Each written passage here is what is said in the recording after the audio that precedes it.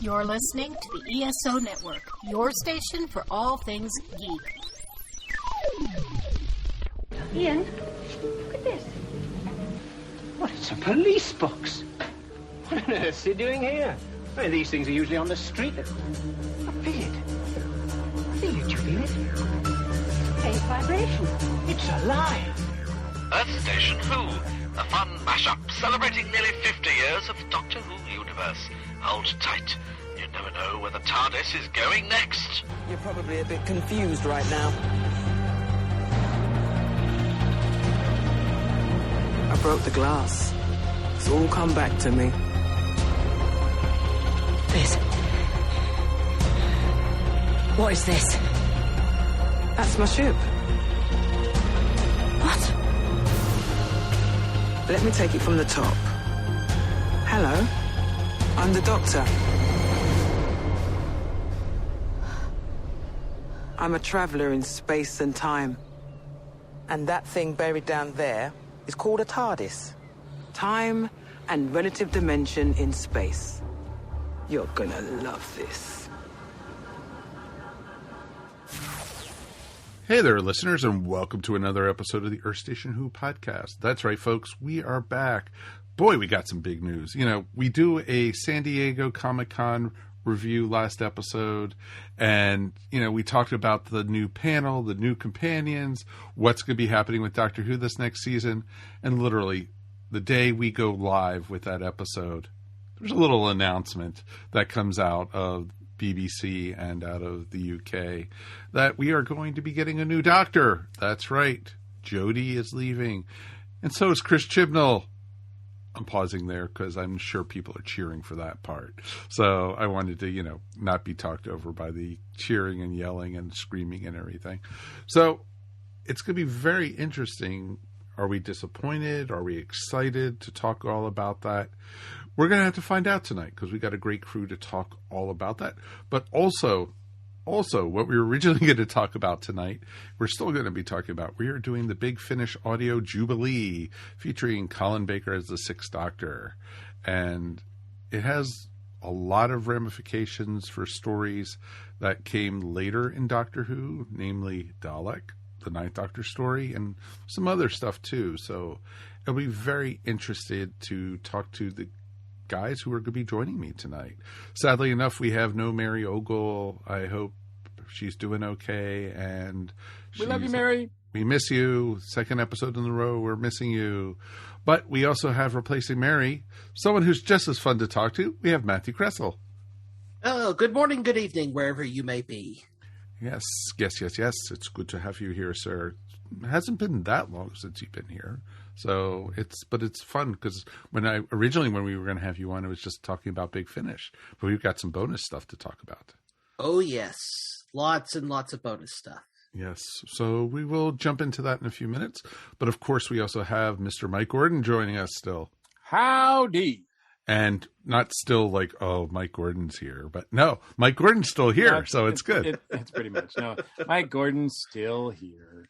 You know, it's like. That chain is working that we've had for the last almost 10 years on him. So it's pretty awesome that, you know, it's cool that we have him here tonight, and it's great to have Matthew, and it's great to have you listening. So it's a weird time to be a Doctor Who fan right now.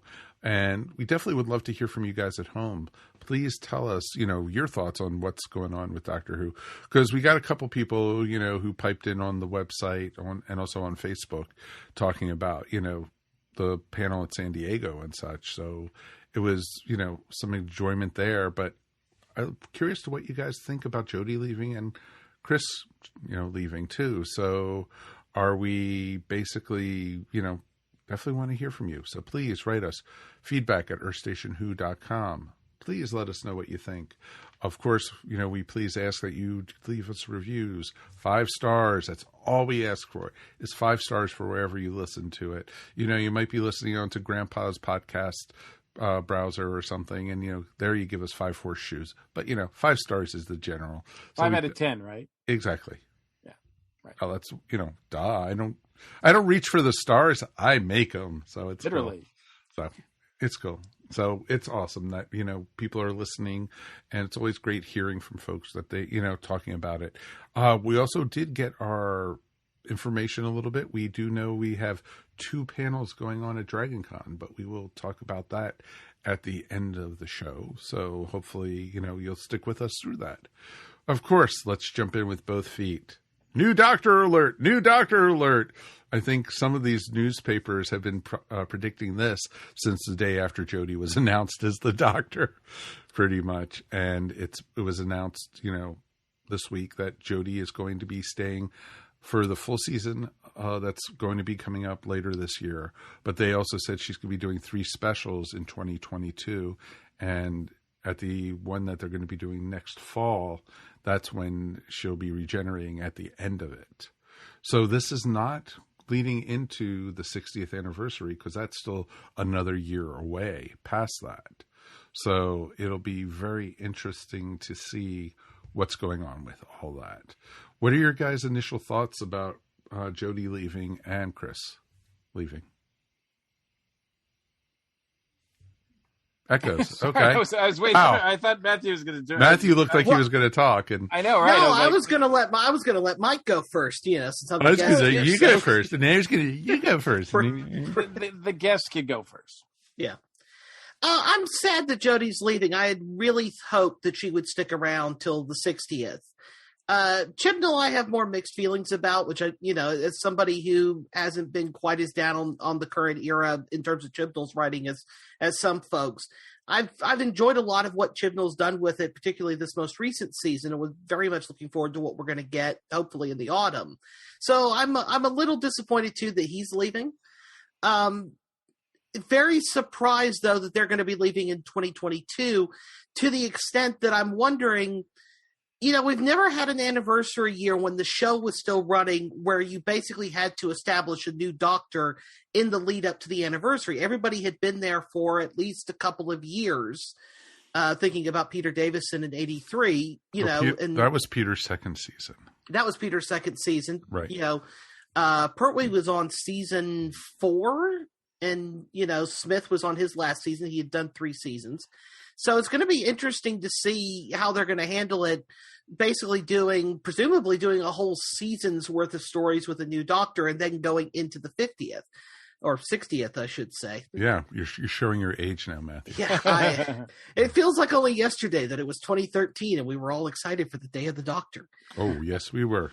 Oh, but I mean, the big question for me actually isn't so much who the new showrunner is going to be or who the new Doctor is going to be, though I'm excited to find out both of those. My big question is Jodie going to come back to be in the 60th, given that she's literally going to be out of the part for, a year at most? At the most. And then going to jump right back into the part. It'll be interesting to see. They're going to, they already have a precedent for that, Matthew. They're just going to have a stand-in, and then they're going to use footage that we didn't get to see from an episode of during her run, just like they did with Tom. Well, Mike, it's gonna be real easy. They're just gonna show scenes from Shada and just paste her head on Tom's head. Exactly. They'll just CG her face on those. Yeah. Yeah. That's a good. Well, we don't know what they have in store. Whether any of the past Doctors are going to return. There's a history of past Doctors returning for anniversary episodes, to be sure. So it's logical to think that they will be there or in some form, but who knows, right? It's interesting because we had predicted for probably the last 6 months, 7 months now, that the whole thing with the Timeless Child was leading into the 60th anniversary special, that they were going towards that. And it would have been great to do that as a multi-Doctor story. But obviously, no. That they're not that forward thinking. They decided that, they are. We don't know what their plans are. They might, I think the BBC already knows who the showrunner is, the next showrunner is. They're not going to announce it right now, but I think they already know, or they have a good idea. And I'm pretty sure that person, whoever it is, has a pretty good idea of what they want to do. You would hope. So I think well, yes. I mean, it is a lot to ask, but I would say, I would hope that that's the case. I mean, certainly it makes sense if that were the case.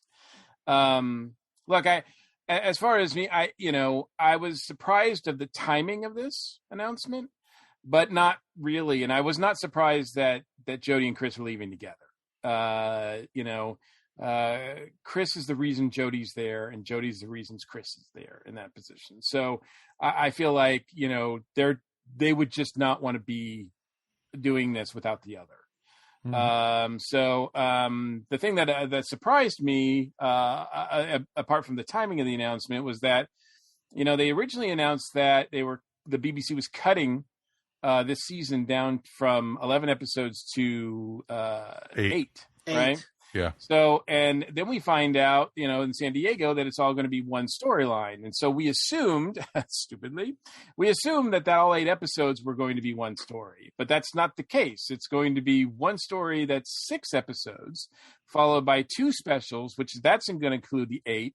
And then I think they even had to enlist Jodie and Chris to do another episode to celebrate another anniversary, the BBC's 100th anniversary. So that'll be the last one that they are actually working on. But I don't think that one is originally part of their deal. So I think they had to re-sign sort of to take part in that one, is my understanding.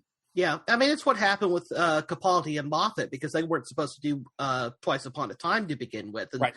Both of them ended up coming back to do it because Chibnall didn't want to do a Christmas special as his first outing, which is, totally understandable in that circumstance as well.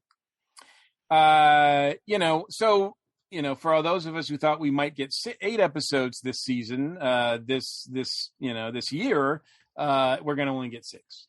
Mm-hmm. Which is fine, as long as there's 6 good episodes. I mean, this is Chibnall's chance to go out right. He should throw everything into it and make it completely his, and for better or for worse, we're going to get it. I so want to eat crow on that. I really want to eat crow, but I would love to, because I think we established that Chris's strong point is long story arcs, long story arcs. Yes and no. There was parts of Broadchurch even towards the end of season 1 where it was starting to wane a little bit, and I think it redeemed itself at the very end. But I thought, he lost his way for a bit, and because I thought it was just a little bit too long. But it wasn't just 6 episodes. No, it wasn't. Yeah. And look, we do get now 9 episodes, 9 stories with Jodie. And, do I wish that we had gotten to see Jodie without Chris? Yes. Oh, 100%. Yeah. But they're forever going to be linked together. And, there's not really anything we can do about that until, maybe 5 or 6 years from now when Jodie starts doing Big Finish.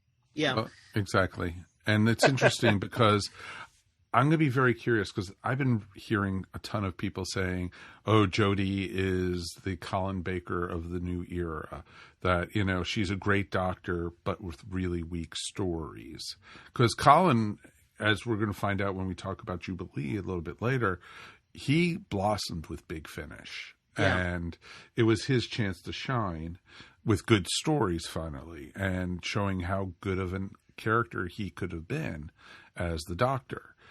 I think we're going to find that a lot with Jodie. Also, I think she's been brilliant at times. I truly think I see shines of brilliance. She's just been handed some really crap stories. And I don't blame Chibnall 100% on that. But as the showrunner, he should. That's why I blame him. Yeah. He should have, taken a little better control. They had all these plans. They even had a writing room at one point. Yeah, but the writing room apparently fell apart. Yeah, exactly. Exactly. And so I'm going to be very curious to see what this next season brings, and the final 3. So you can't say he wasn't ambitious. The Timeless Child story, and I think we now probably have to believe that the next season, and maybe even spilling over that, is going to be resolving, or at least dealing with that storyline, explaining a little bit more in detail about it. Because look, you don't just drop that on everybody and then just go peace out.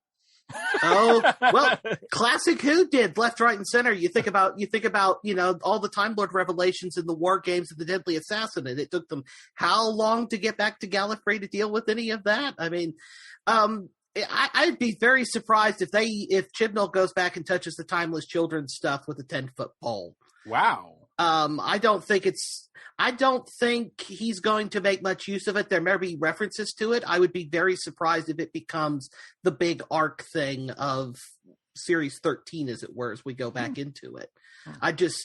I think it's one of those things. It's there. It's like Lung Barrow was for the Wilderness era. It's a bombshell dropped into the middle of it, and people can make of it what they want to or what they don't want to.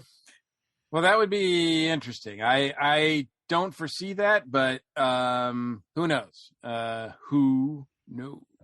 Yes. But I look, and then, the other, with that announcement, of course, the other big question is who's going to come in as the new Doctor, who's going to come in as new showrunner, et cetera, et cetera. I have no ideas on speculation as to who either could be. And at this point, I don't even really want to put too much faith in anything that I've heard, or even my own thoughts of like who might be good, because I'm not going to try to get invested in something that's not going to happen. So it's better off just to wait and see who it is that is finally ultimately announced, and then go from there, But I do believe that, because this did not come as a surprise to the BBC, because Chris, I think, said in an interview recently that, or maybe Jodie said it, one of the two said, when they first agreed to do this, they said, we're going to do 3 and then out. Like, they both said that they, from the beginning, it was their intention to do 3 and then out, which, that's pretty much an established pattern now with most doctors and showrunners. Yeah. So there's no big surprise that they're doing it. It's just because that they're on the brink. They're leaving on the eve of one of the big anniversaries, which is just, as Matthew already pointed out, is not really a usual thing. Mm-mm. Yeah, not at all. I'm torn because I really wanted to see her continue on past the Chibnall era. I wanted to see her shine, but like we've said before, she has a very close relationship with Chris, and it would have, it's like you said, because of her, we got Chris, and because of Chris, we got her on the show. And I'm excited to see what comes. I hope history is kinder to her Doctor than it has been for some of the past ones, but we'll have to wait and see. Who do I want to see as the next Doctor? I don't know. I haven't heard any one of the rumors that I'm just excited about. And I don't go by rumors anyway. And I haven't even thought about showrunners and everything. It was funny. I posted on Earth Station Who the other day. JMS was out there saying, hey, if they'll take an American, I would love to throw my hat in to be a showrunner for the show. But, a lot of people backtracked on that one, said, nope, I'd like to see him do a show or two, but not as a showrunner, including my co-host here. Yeah, I didn't backtrack. I immediately said that. Yeah, I know. I mean, I like Babylon 5 and everything, but, JMS hasn't, in my opinion, done anything significant after that, and I don't know if I trust him with the keys to this TARDIS. So, and it does, I mean, obviously, it would be great if the showrunner was British. Obviously, it would be great if the next Doctor cast was British, and that's about the only thing that I think would be cool. But I'm, like I said, I'm open to whatever they want to do. So if they want to take it in a different direction, I'm curious to see what they've got in mind. Yeah. I mean, past experience with me has just taught me, that there's no virtue, as you said, Mike, about in speculating too wildly about all of it. And because I think partially too, that because there's been speculation about who's going to replace Jodie since the day she was announced, basically, and particularly from certain darker corners of fandom, shall we say. I think I'm just burnt out on the whole speculation thing anyways, especially, when said people were also saying that she was going to regenerate, back in Revolution of the Daleks earlier in the year. So I'm just, I'm in no mood to kind of speculate, but I would have been very happy to have seen her carry on with a different showrunner and a whole different regime. But I think because of the way British television is made has now changed so much since Classic Who, when you have like Tom Baker going through 3 producers, or even Patrick Troughton, in 3 years went through 3 or 4 producers. Right. That's just not how it's made anymore. And, I think it would have been great to have seen her under a different showrunner, as you said, to kind of get an idea of what else was there for that character, what else might be done. But, Stephen Moffat originally only planned on staying as long as Matt Smith did. And as Moffat has said in interviews, the only reason he stuck around for Capaldi was because that final year was just a chaotic year in terms of production stuff. And he was basically like, I want to go out on better terms with my favorite show than I had a year from hell trying to make it. Yeah, I think he got kind of blindsided by the fact that Matt left so soon. Yeah, because there was a lot of things he wanted to finish up. So yeah, because I think Matt had originally signed on for 3 years with an option for a 4th, and I think that everybody but Smith apparently thought he was going to do a 4th year. Yeah. But while Jodie's actual number of episodes is going to be smaller, she's sticking around for about the same amount of time as Tennant, because Tennant did 3 seasons and then did a whole thing's worth of specials. So, she had a good running, and I'm quite happy with that. So, but Tennant did 4 specials, not just 3. Yeah, also true. But I was going to say, who's being pedantic? But that's Doctor Who fandom for you. Well, exactly. And folks, let's get this out there. Jodie and Chris were not fired by the BBC.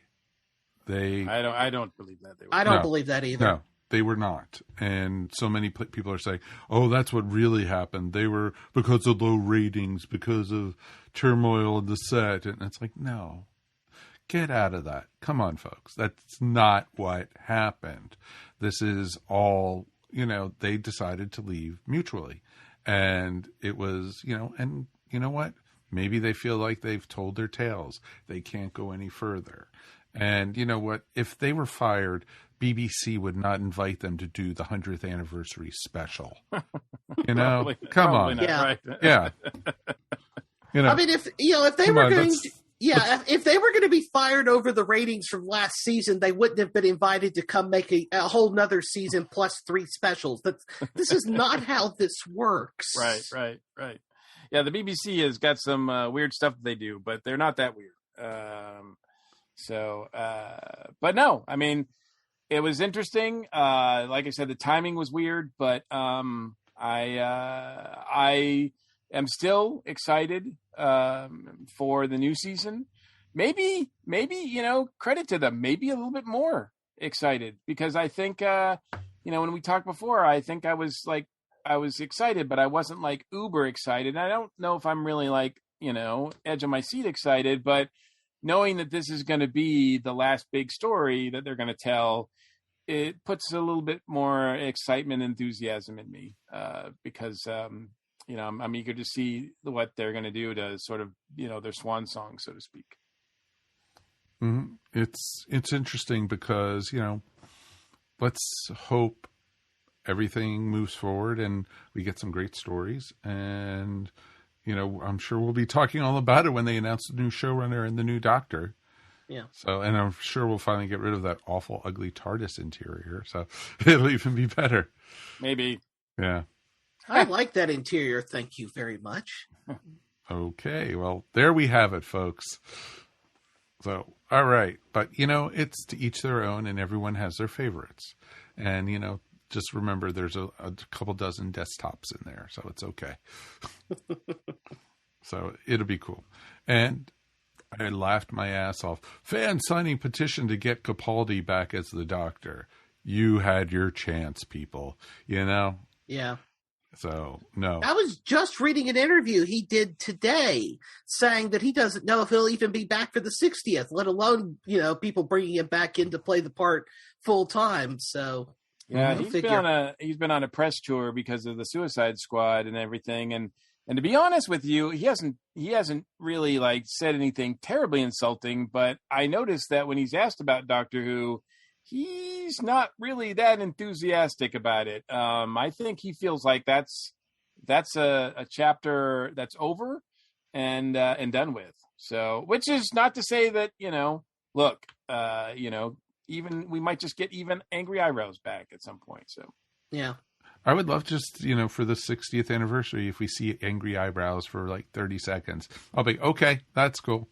I'll tell you what, though, Doctor, there's not 12, there's 13 TARDISes. One thing, as if, joining Doctor Who wasn't intimidating enough, wasn't enough of a challenge. Coming up with a new Doctor itself is a big challenge.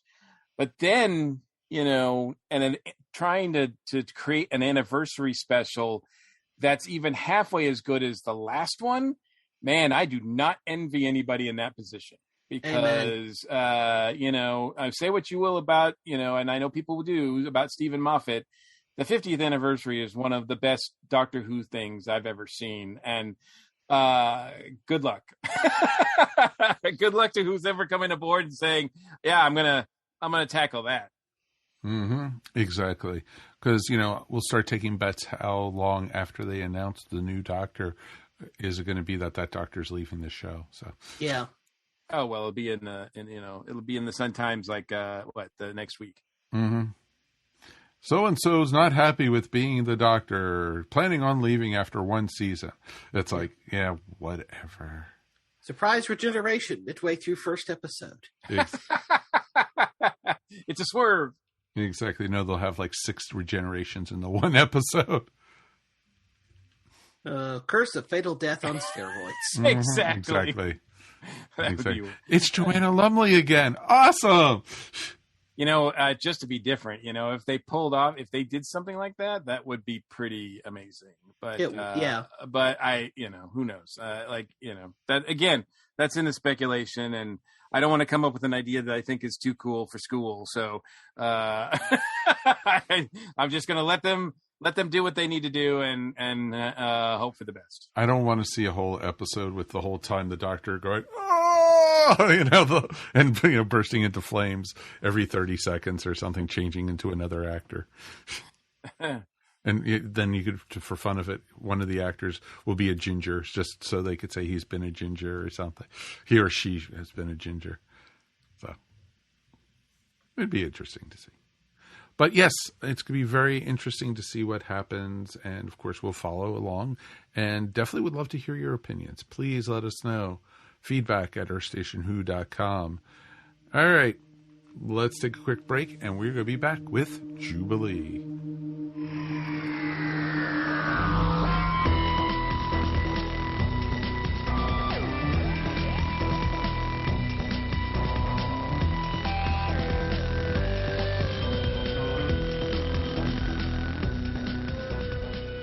Welcome to Dr. Geek's Laboratory. Dr. Geek here with another reminder that the ESO Network is pro-science and pro-vaccine. We urge you to be a superhero and protect yourself, your family, and your fellow geeks around the world. Don't be fooled by the forces of evil and their anti-science misinformation campaign. Consult the latest CDC guidelines, your doctor, and get the COVID vaccine today. DragonCon 2021 is scheduled for Labor Day weekend, and whether it's an in-person event or once again goes virtual, the DragonCon Report podcast crew will cover the con right up to the big event. So sit back with your bucket of rum, dragon's mead, apple pie, or whatever your beverage of choice, and tune in to the latest news, notes, interviews, discussions, and even a dragon tale or two on the DragonCon Report, a proud member of the ESO Network. Check us out at DragonConReport.com.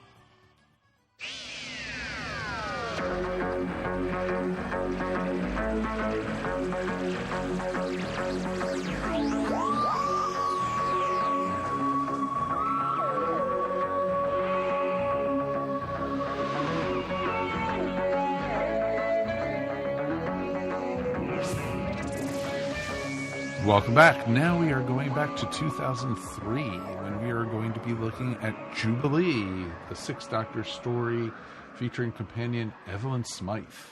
And it is going to, this is actually the first time I've actually heard Evelyn on a Big Finish. I haven't listened to a ton of Sixth Doctor, so I don't know if she was around for long or not. So, but Matthew is the expert here, so. Oh yeah, she was the first original Big Finish companion. She was introduced back in 2000 in the Marian Conspiracy, and she was one of the long-running companions for the early years of the monthly range, as Big Finish ended up calling it in later days. Appearing in stories, I think, all the way through 2012. And oh, wow. Unfortunately, Maggie Stables, who's the actress who played her, unfortunately passed away a few years ago. So. Wow. She was a great character, though. I liked her a lot.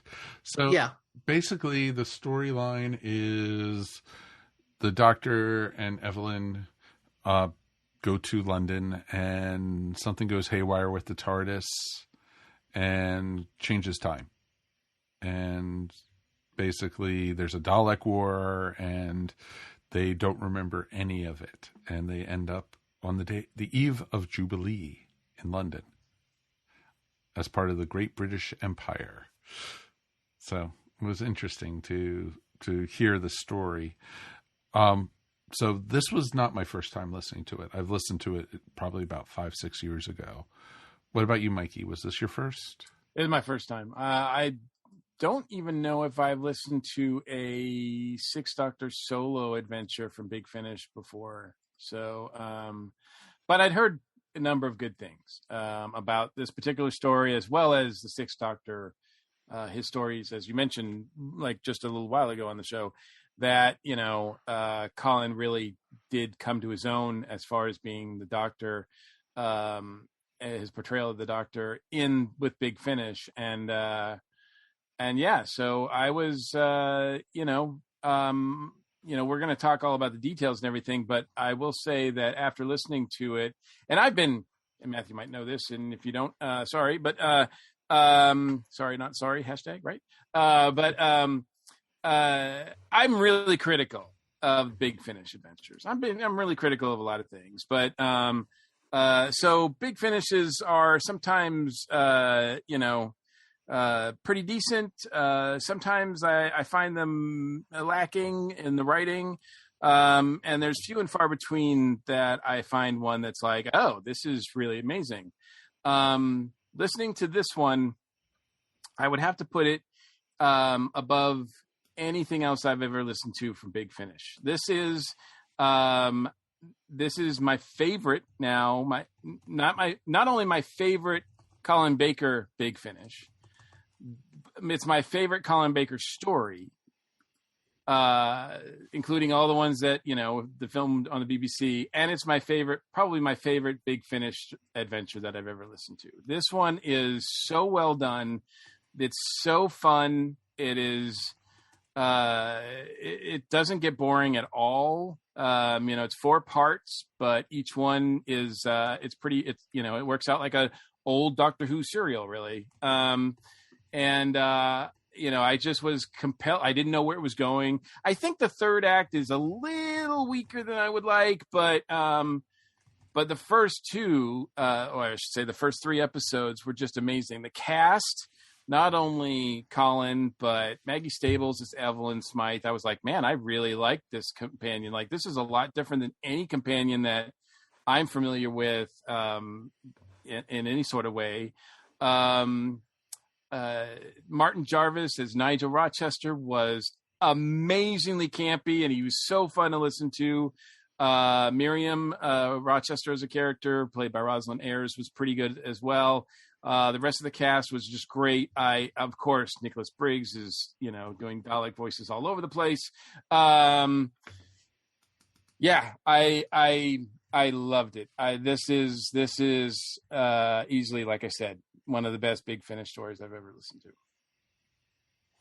No, it was a lot of fun. And like you said, it was very easy to listen to. It was, I listened to this while I was working today, And it was fun. It actually caught myself multiple times, like grinning, because it was just, it was a good story. It was a really, really good story. So it was fun, and I'm glad I chose this one for you to be introduced to the Sixth Doctor's solo adventures in Big Finish, because we've listened to his combinations, like with the multiple Doctor stories and such. Yeah, I mean, we've listened to him. He's on, he's with multiple Doctors or other Doctors.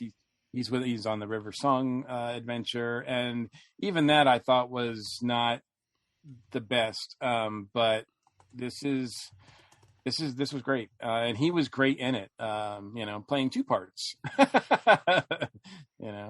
Oh yeah, 2 Doctors, and both of them are him. Exactly. Yep. And it was interesting because the whole wibbly wobbly timey wimey stuff, and some of it they didn't even touch on. Yeah. And so the whole thing, like with, what happened to Evelyn from the Doctor who had his legs cut off, or or what happened, how did they capture them, and things like that. It was really interesting to see. Yeah. It creates a whole little world in its own right, because there's 100 years between the events in the past and the events in the present day of the story. So it creates a whole little world there that you can imagine so much stuff happening in. And Rob Shearman, in writing it, kind of channels, you think about Bob Holmes and stories like The Talons of Wang Chiang, for example, where there's lots of references to the backstory of how everything got here that just create worlds in their own right, where you go, well, wow, I want to know more about that. And of course, the story never touches upon any of that. And that was pure genius, the way they did that. And it made it more interesting because you were able to use your imagination for a lot of these things. And that's what made it even more fun. So kudos to that. What's your history with it, Matthew? Like, because when did you first listen to this one? I'm trying to remember when I first heard it. It was definitely fairly early on in my time with Big Finish, because I got into Big Finish pretty soon after I got into Who in a big way back in 2007. And I think it was my first proper Sixth Doctor audio, because I heard him in Zagreus prior to this point. And it was just one that I knew that the Chris Eccleston Dalek episode had been inspired by this. And it was one that people, even in 2007, were talking about a lot. So I remember getting it and listening to it for the first time and just being in awe of what I was listening to, going, wow, this is something very different from what I was expecting. And it's one I come back to from time to time. And it's been a couple of years since the last time I'd heard it, but it's one of those Big Finish stories that has a permanent place on my iPod, where, if I'm trying to figure out a Big Finish story to listen to, or I don't know what I want to listen to, it's one of those stories I'll go back to, just because it's just a fantastic piece of work, especially now as a published author of alternate history. Coming into it on this most recent listen, I was just very much in awe of all the world building that Rob Shearman did with very little detail, if you really think about it. And that was what was interesting, the whole thing, how America was a British colony again. Yeah. And it was, they even touched on it, the Second American Revolution of 1945. And it was just like... 43. 43, sorry. That's right. It's okay. And it was interesting. So because of this, there was no Second World War, and the only world war they had was against the Daleks. Mm. So it was neat. It was some really neat history rewriting, and it often, that goes into the questions of, like, when the Doctor leaves, what does he leave behind and what happens? And this time, because of him doing something, changed history completely. Yeah. What I really enjoyed too is it starts off with Evelyn and the Doctor having sort of a debate about, history and, whether it's written by the victors and whatnot, and whether comparing written history or told history with the events as they actually happen.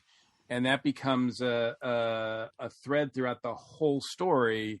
and pays off in a really interesting way. I mean, it's something that, sometimes these stories lose their focus, but this one seemed to really be on point.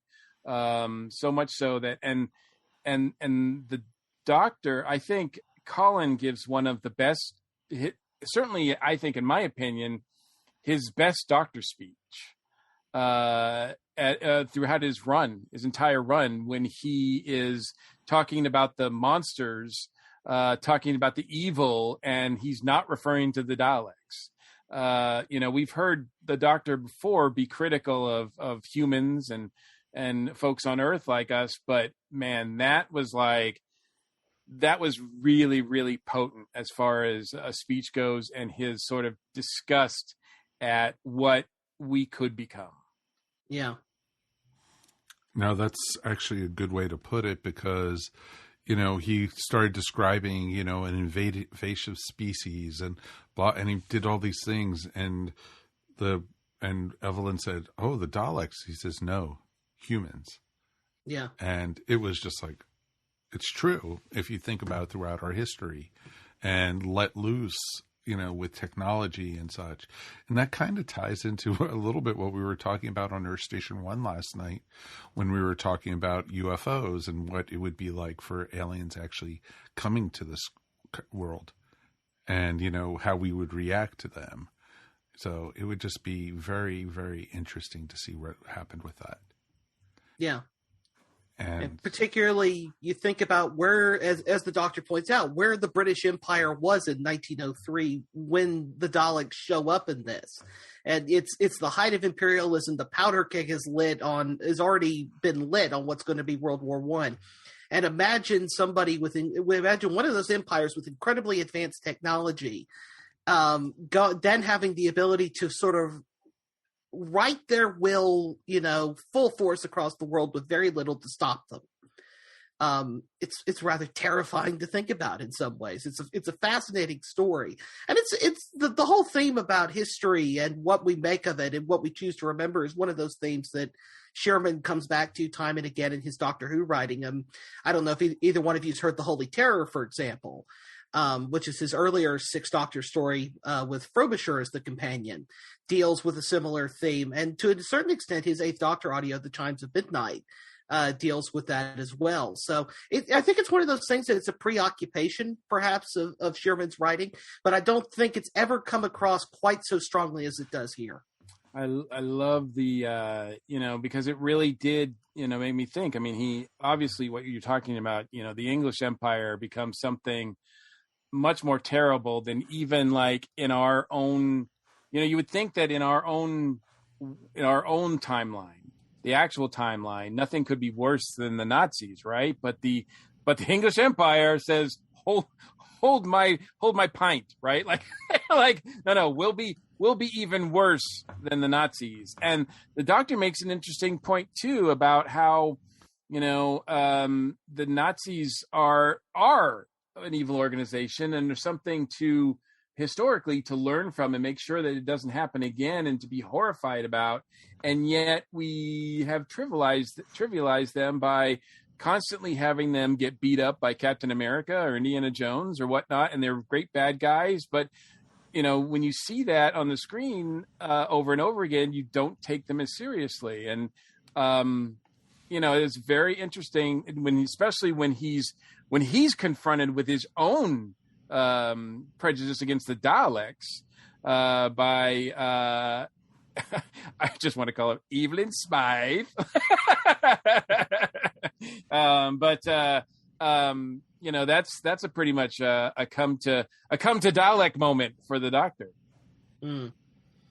In a weird way, it's a story that feels a lot more relevant now than it did when I first heard it in 2007. I would imagine so. I mean, I was surprised at how relevant, and not just because it's dealing with variants, quote unquote, right? This is a new term that we've gotten from Loki about, offshoots of the timeline and everything like that. So for fans if you can understand that, you can understand what's going on here. Yeah. Very much so. And that's not an alligator doctor, but no, thank God. Thank God. But there's a legless doctor. Yeah. But it's pretty much how this story pretty much is the basis for Dalek in the new series. Of course, it's not the same story at all. At all. No, not really. And it's interesting because that's the reason I purchased this one originally, because friends had told me, oh, Jubilee, that's what Dalek was based off of. And I almost expected the same kind of story, but featuring the Sixth Doctor instead of the Ninth Doctor. And didn't get in the first couple episodes, you kind of think, okay, that's where they're going. But it really isn't. I mean, yeah, I can see where the seeds, and there's some similarities for sure. And it's one of those ones too where I was kind of like, Dalek is such an amazing episode. I mean, we've talked about it, we reviewed it on the show. I think I gave it like 5 stars. I think we all did. Yeah, and I'm not taking anything away from that Ninth Doctor story, but in some ways, this is like greater than that story. Like this is impressive. The way that the Daleks are sort of dissected by the story is really brutal. Yeah, it's very brutal in places, but the brutality of it is offset by Sherman's black humor, which isn't so much in the TV episode, I think, because it went through 14 drafts or something in the process of getting from page to screen. And I know several years ago, DWM printed his original pitch for doing it on TV, and it was a bit closer to Jubilee, and I think some of the character names were the same.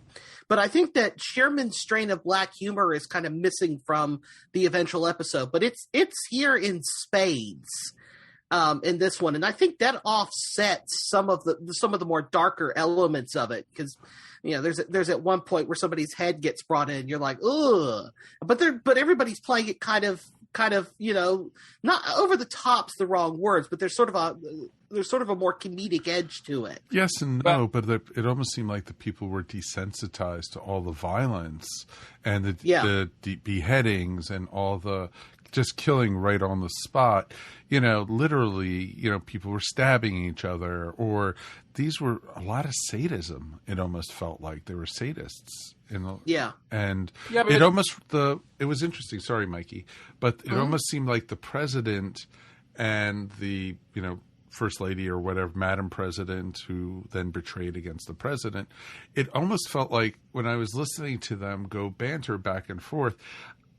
I don't know if you guys remember Chitty Chitty Bang Bang, the king and the queen of the village that they had in the fairy tale. It was like almost seemed like that's the kind of relationship they had, where they kept on banging on each other and beating each other up, and it was just like that's exactly what it seemed like. Fun fact, Martin Jarvis and Rosalind Ayres are married in real life, by the way. Oh, wow. You could tell. There's definitely some chemistry there. And I love their, whatever I feel like about the third act that might have been dropped, it certainly wasn't their end. They're right down to their last scene together. They're just great to listen to. But to Matthew's point about the brutality mixed with like humor, I mean, we have a doctor who has his legs chopped off, and really just like defeated in a way that we've never seen him before. And that's quite disturbing to listen to. What happens to the alternate Evelyn is really disturbing. The president chops off the arms of an American little person to sort of make him fit into a Dalek prop or whatever, and that's just like horrifying.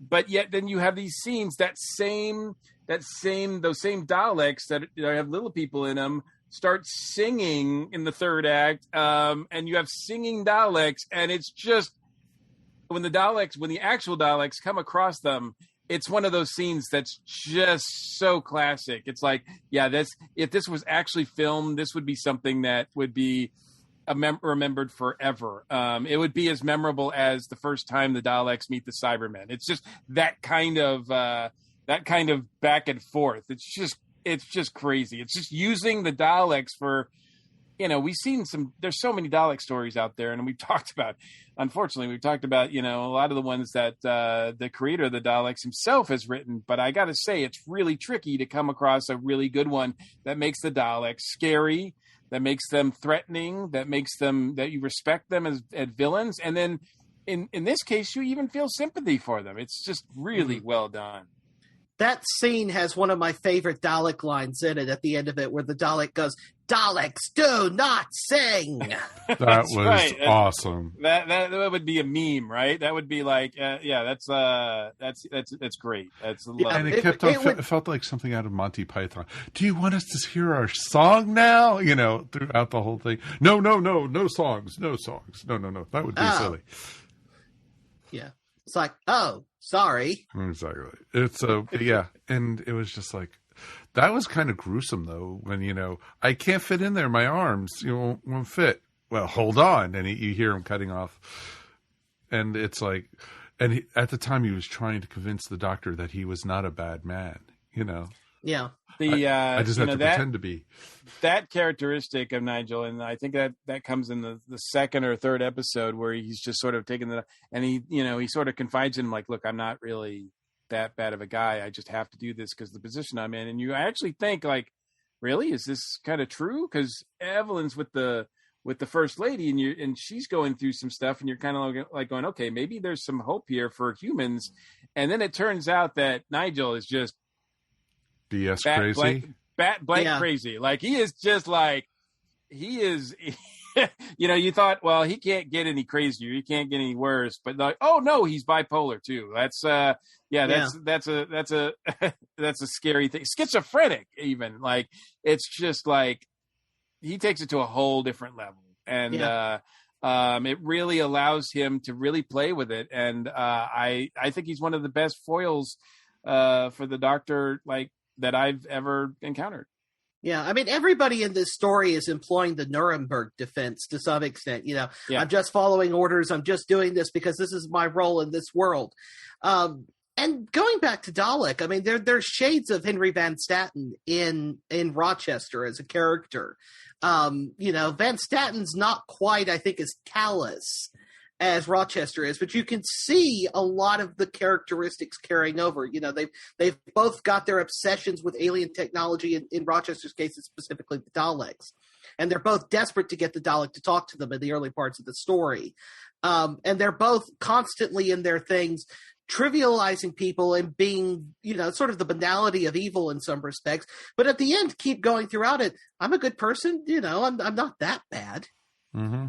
The key, I think, that is the thread that links these two, is that there are the scenes where the Doctor is facing the Dalek, and obviously the Doctor is angry.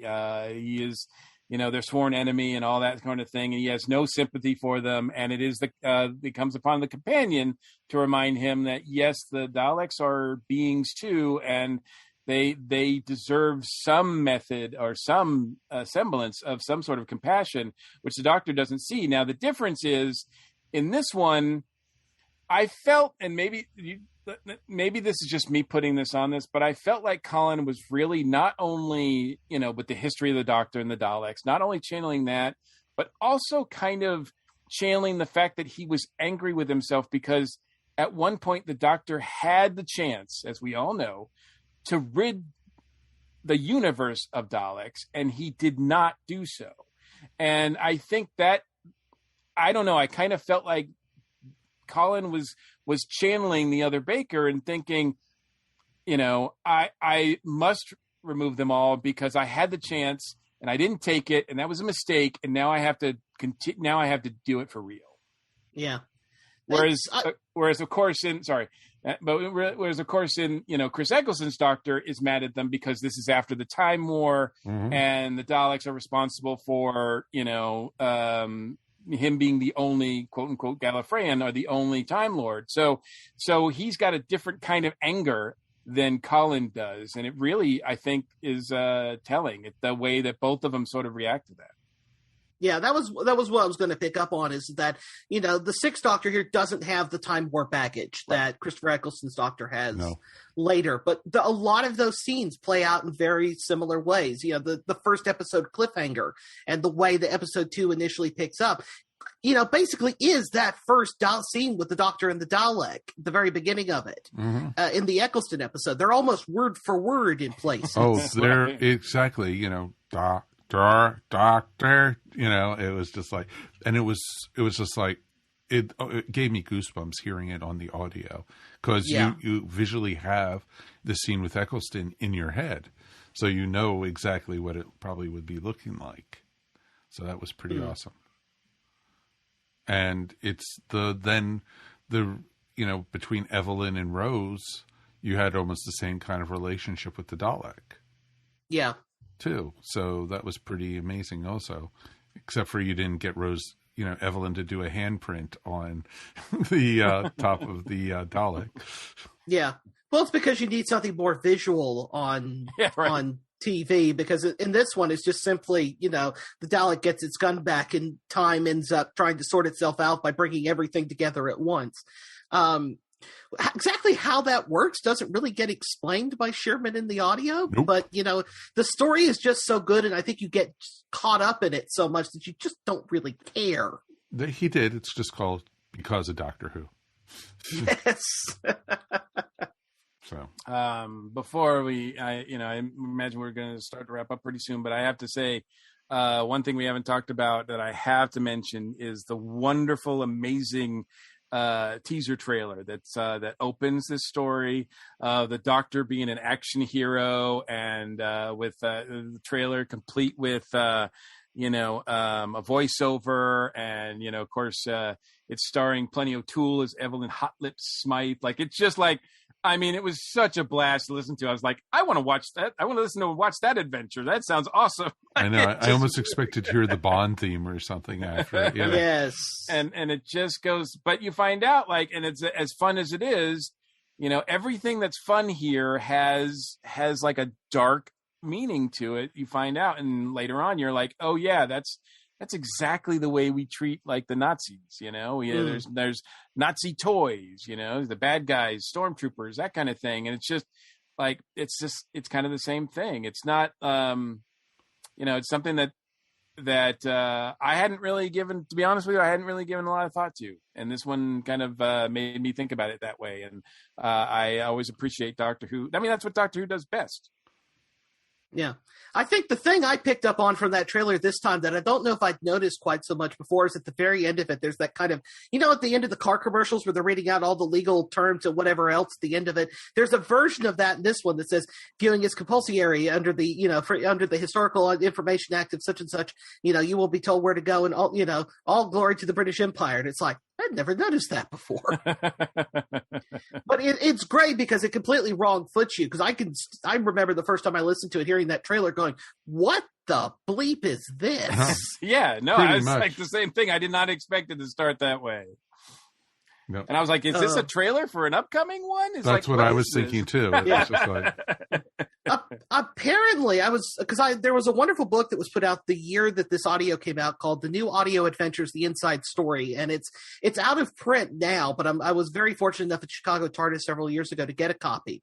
And one of the things I was interested in as I was rereading the entry in there about this audio is that Rob Shearman wrote multiple versions of that. There should be something like that between each episode. Oh, wow. But because of there was one that was supposed to be like, there's a famous clip amongst at least British fandom about how to make a Dalek cake from Blue Peter back in the 60s.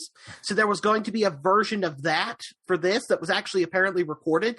But because of the limits of 2 physical discs, they ended up having to cut all but the movie trailer, which makes me so sad because I'd have loved to have heard those. They need to come out with a special edition, anniversary, or whatever you want to call it, edition of this that has that kind of stuff on it, as well as making of, like, you know, that kind of thing. But because I would rebuy this in a heartbeat if it had more fun stuff like that. Yeah, I definitely would. And, you know, my CD version is actually signed by Colin Baker and Rob Shearman, and I can't remember who else. Nick Briggs too, I think. I would happily, if they brought out a special edition of it and included those kinds of things, I'm with you, Mike. I'd absolutely buy it in a heartbeat. Yeah, we have to give a big shout out though also to Nick for his work as the Daleks. Oh yes. We haven't even mentioned him at all. And he was amazing as the one Dalek that was captured and tortured. And you actually started feeling sorry for that Dalek at some points. Yeah. And he does a really good job at doing two Daleks talking to one another and still being able to tell them apart. You shouldn't be able to. And visually, you wouldn't be able to if it was on like TV or something, because you could see that it was one talking to another. But you don't have that luxury here with Big Finish, and yet they're still able to carry that across. And I thought that was pretty cool. Yeah. So the only criticism I have with it, like I said, the third act, the time crash explanation, I just didn't feel like it was very satisfying. It wasn't really, but to me, that was just sort of the MacGuffin, if you will. That was just sort of the vehicle that they used to get here. So I liked where we were. So I didn't really care about exactly how that worked, but I thought it was a little slippery, and it didn't really end in a way that I was completely satisfied with. But both the character arcs and everything like that ended in very satisfying ways. Yeah, it's one of those I can forgive it for some of the looseness of the plotting in places about exactly how, as you said, the time crashing together ends up actually happening. Yeah. I can forgive it for that because it's absolutely engrossing, but just because it's a otherwise brilliantly done piece of work. It's a fully realized world with some great characters. And going back to where we were talking about Briggs, I think RTD has said that this was the audio that he listened to that convinced him to bring Nick Briggs in to play the role on TV. So, and he's been doing the role voicing Daleks and everything else on TV for 15, 16 years now as a result of this audio. And I doubt he'll stop, even with the new regime coming in. Because we know there's going to be Daleks at some point. Really, Mike? Are you sure? So he is the constant throughout all of New Who, right? Yeah. But yeah, well, it's, as Sherman writes in this, the Doctor and the Daleks, you can't have one without the other. Exactly. And yeah, like the time crash stuff, like I think it was just wrapped up a little too nicely. I mean, even the Doctor, like the Evelyn's like, Evelyn says, I don't really understand what happened. And he's like, he just kind of like brushes it off. And I'm like, that's kind of weak, but you know what? Like I said, I understand that Sherman got himself into a little bit of a pickle there and just was like wrote it off, because Doctor Who, right? Like, Well, I think part of it too is that this wasn't originally pitched for Big Finish; it was pitched for the BBC website. Because if you remember, this is the period when the quote unquote webcasts were being done. Death Comes to Time, Real Time, and Shot Up. And this was actually originally pitched in the place of what became Real Time. It should have been 60 odd minutes instead of 2.5 hours that it runs through on CD. And that was also part of why the time paradox is there too. Because for those who've heard Real Time, which you can still get on CD, even though it's not on the BBC website anymore, also does a similar time paradox thing as well, but with the Cybermen instead of the Daleks, even though it's written by a completely different writer. So I have to say, I'd be very curious to step into the parallel universe where this got done in like 6 or 7 10-minute episodes and figure out how in the world they would have told that story. Well, you could, but then that would involve being like another English Empire, and things would be awful, and you don't want to experience that, Matthew. Yeah, Nick Courtney wearing an eye patch. Who knows? Like maybe Colin Baker was wearing an eye patch. We don't know. Yes, one of us might have got their legs chopped off. That's some pretty dangerous ground. You don't want to start messing with stuff like that. So very true. So, but otherwise, this was amazing. This was really, really good. That is awesome. I'm glad we all enjoyed this one. Do we want to rate it, or does it just get a thumbs up from each one of us? Yeah, thumbs up from me. A huge thumbs up. I mean, if I do rate it give it some TARDISes, it's a 5. That's awesome. Me too. It's a 5 TARDIS for me. Like I said, it is the best. You know, and it didn't even have River Song in it. So, like, that's a lot coming from me. Right? That's it. That's a lot. And it was great. We didn't have to have the River Song theme in this one, too. Well, that, you know, every Big Finish gets a point automatically because of that. Or, like, 10 points, really. Automatically because they don't have that. And, of course, the River Song ones don't. They lose 10 points automatically because of that. So, but, yeah, this is probably my favorite one that I've listened to that... period. I was going to say that didn't have Alex Kingston's voice associated with it, but even I'd take this one even over those. Cool. Very cool.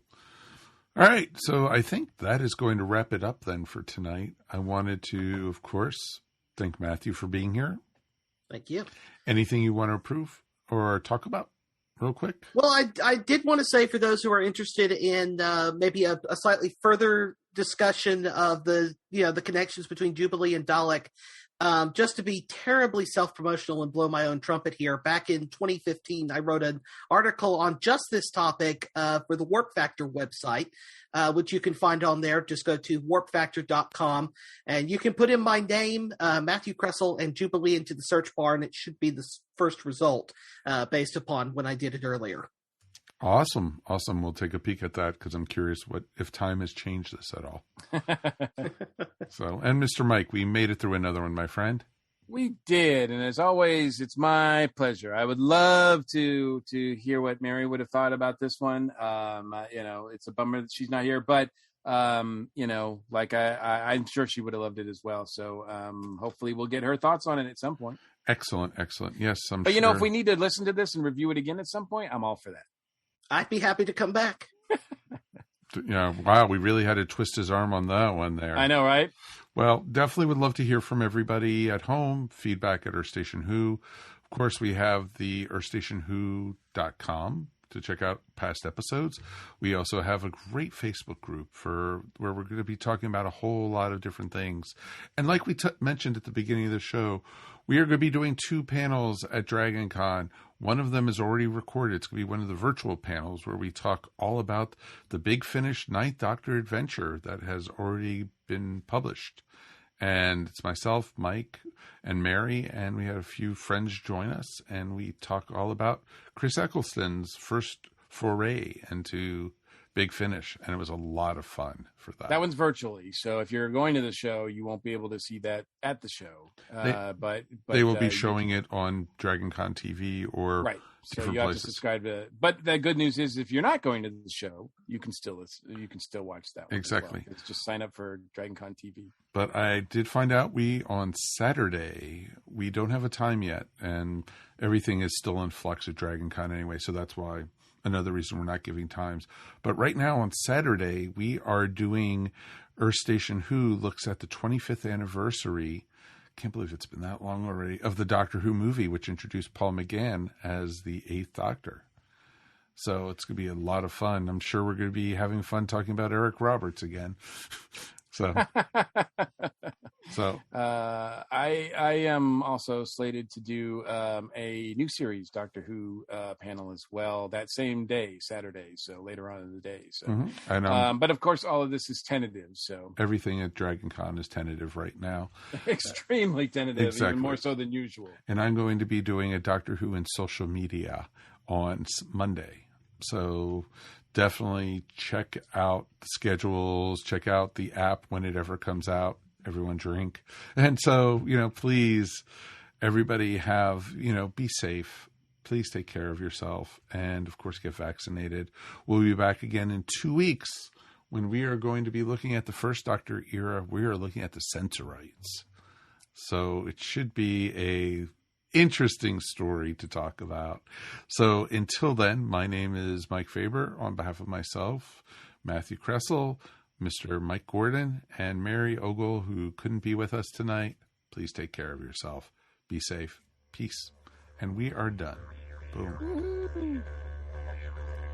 You have been listening to Earthstation Who, a bi-weekly pop culture podcast dedicated to all things Doctor Who, featuring talents from across the universe. All topics on the show are the sole opinions of the individual and are used for entertainment value alone. You subscribe to our podcast up on iTunes, Stitcher, or follow our blog at www.esopodcast.com. You can also follow us up on Facebook, Twitter, or Google+. If you enjoyed the show, please leave feedback up on iTunes.